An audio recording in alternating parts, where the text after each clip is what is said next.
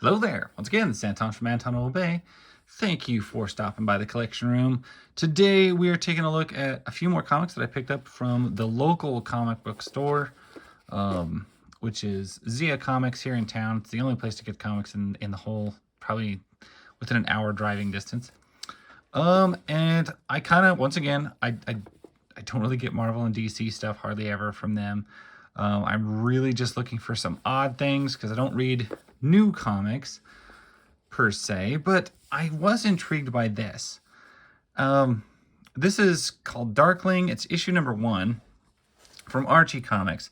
Now, I don't like new Archie comics. I like old Archie comics. New Archie comics, I have no interest in at all. But this, 2023, and I'm like, are they trying a superhero title? Are they trying something else? This is known as a one-shot, so it's not like an ongoing series. I just had to give it a try and see what it was. So it's Darkling number 1 from Archie Comics. And I thought, what a weird little book. So, you know, if it's a one-shot, I'm not going to buy a series, but I'd try a new issue. Right away, the art doesn't offend me. It's not like amazing. It is weird art, in my opinion, from an Archie book, but I understand Archie has, of course, changed so much the last several years that I wouldn't know what to think of it. I'd say it's passable. Like, it's not bad art. It seems a little boring. I'm seeing fairly mundane looking panels. I'm not seeing anything that's really packing the wow factor. I'm not seeing a whole lot for big splash pages. I'm not seeing any cool monsters or wild action sequences. And I don't know, I guess it ends with a lesbian romance or something. And isn't that the state of new Archie comics? Isn't that the state of all new comics now? Anyway, that is that. It is a one-shot. Big Ethel energy. I don't even know what to think of that. For one thing, okay, guys, I don't know what you're thinking here. The appeal of the character of Ethel was that she was not an attractive girl. She was kind of awkward and gangly and everything, but she was still a real person. Why would you take that character and just make them like beautiful and perfect? And that was the whole point of the character.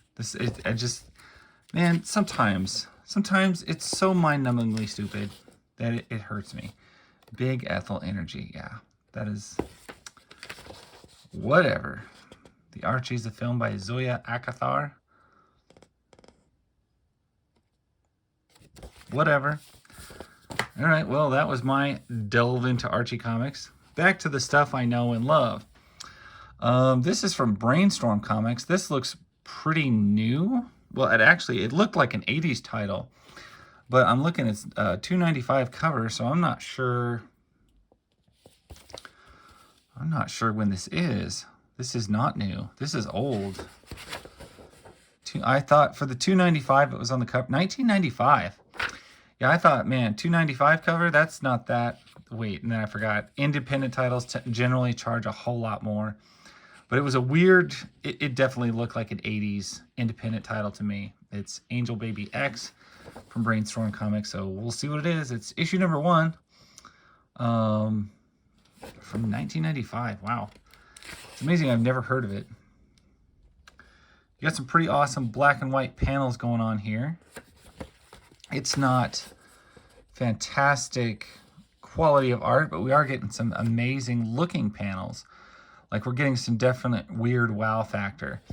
And there's a whole lot that's being explained in this page, not just with visuals, but with dialogue as well. So that's impressive. That's also impressive. You got a massive crater right in the middle of town. Definitely some work with the art there. We got a post-apocalypse scenario. it's almost, you can tell it's that almost crazy amount of detail work that somebody has put in. Yeah, like just a mind-numbing amount of detail. Got some crazy stuff with this. I don't know. That's definitely some weird face paint going on there, or tattoos, but let's see. I like that they like this is 95. This, the art, the weird panel shape, everything is more creative than what's going on with that. Even though you have like a lack of color to it, still you've got some, I mean, you've got some bizarre imagery and concepts going on with an old book like this. That's just pretty cool. You don't see a lot of this stuff in modern comics, and maybe that's good, but it's also boring.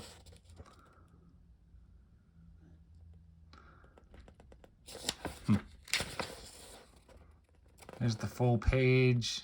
It's pretty cool looking. I've never heard of this publishing company, nor do I know anything about it. Brainstorm Comics, huh? Is what it is. And now we're into some more familiar territory here. This is issue number 1 of Shock, the first jolting issue. This is Impact Suspense Stories. $1.50 EC, entertaining comic. Jolting tales of tension in the EC Comics tradition. Which means you're going to have brilliant, creepy stories, brilliant art. There's William Gaines right there. You're going to have fantastic art and pages, but you're going to have a lot of dialogue. It's going to be very dialogue heavy. That's generally how it goes with a lot of them. And point right there. So another EC quality that I always notice, all your pictures are at the bottom, all your dialogue's on the top, and it all pushes the artwork down. It does make the books and the comic feel somewhat restricted, and the artist, I feel like, definitely gets restricted. So they've really got to amp up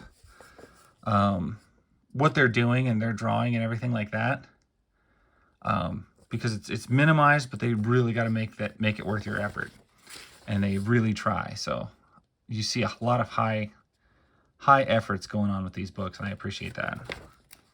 I also appreciate that this is color. Most of these I've gotten are black and white. And so, yeah, having these in color is just nice.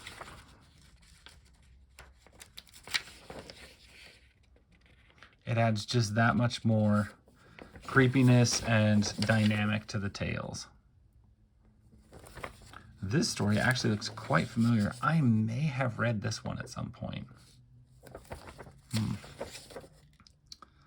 Last Will, Shock Talk, The Monsters.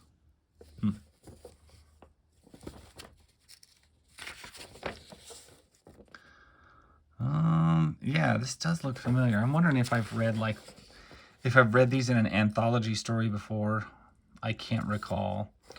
Or maybe I look at a lot of these and pick up a lot of them whenever I can. Maybe I have come across it, but I probably haven't finished reading it. The Rug, a horror suspense story. The facial expressions. See, this kind of stuff, like this look on this guy's face, this reminds me of, I don't know if you guys have ever read them, but like a Chick track. But those are like creepy for a different reason. And these are creepy for what I think is probably generally the right reasons. Yeah. Killer grizzly bear. They stuffed the man on the rug. Wow. Oh, yeah. New EC Comics. Vault of Horrors, Shock Suspense Tales, Tales from the Crypt. Anytime I see these, anytime I see them, I gotta pick them up. I can't leave these. They're just too cool. They're too historical. They're just too much about what comics used to be. Creepy and cool in a talented way instead of, I don't know, like these are shocking because they're shocking. They're not like a contrived modern storytelling, politically motivated thing. These are just gross sometimes. I appreciate it. I appreciate you guys for watching. So those are my 3 comics I picked up. I am rather disappointed with this Darkling. The art all the way around. I mean, it has a great cover, but the inside is just really bland. The Angel, or the Baby Angel X, very interesting black and white stuff. But I have to give it to this shock and suspense stories as being the best purchase I made that day. And yeah, so that's my thoughts. Thank you guys for watching. That's my story, and I'll catch you guys later.